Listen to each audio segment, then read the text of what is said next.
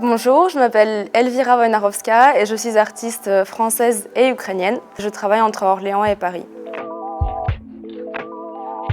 Dans ma pratique artistique, j'explore l'idée de l'habitat organique. Je dessine beaucoup et je me dirige de plus en plus vers des œuvres en 3D, donc la sculpture, la céramique et l'installation. Je pense que le passage de la 2D vers la 3D, il est quand même très important, ce qui me permet de visualiser en fait les œuvres que je dessine en créant des maquettes et des sculptures et de vraiment rentrer en fait, et de s'imaginer comment ces pièces elles pourraient rendre en tant qu'habitat ou maison, ou en tout cas des endroits dans lesquels on pourrait rentrer à l'intérieur.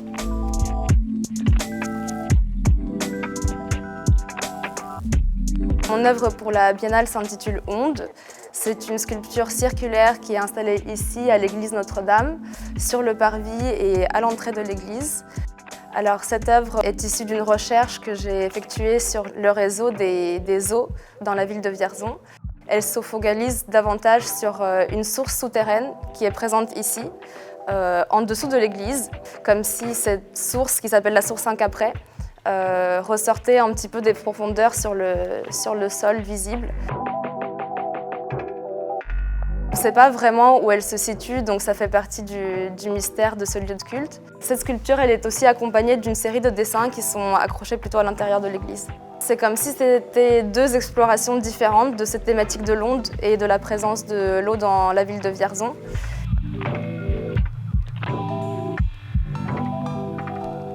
La sculpture, elle a été faite en pierre de Chauvigny. J'avais envie de travailler avec une pierre locale du Berry, mais malheureusement, en fait, toutes les carrières sont fermées aujourd'hui. Donc on a fait venir une pierre de la région de Poitou-Charentes. Et j'ai travaillé en collaboration étroite avec Laurent Samson, qui est l'artisan qui a taillé en fait, la pierre. C'est une œuvre qui pèse 500 kg, on pense, mais on pense que c'est plus.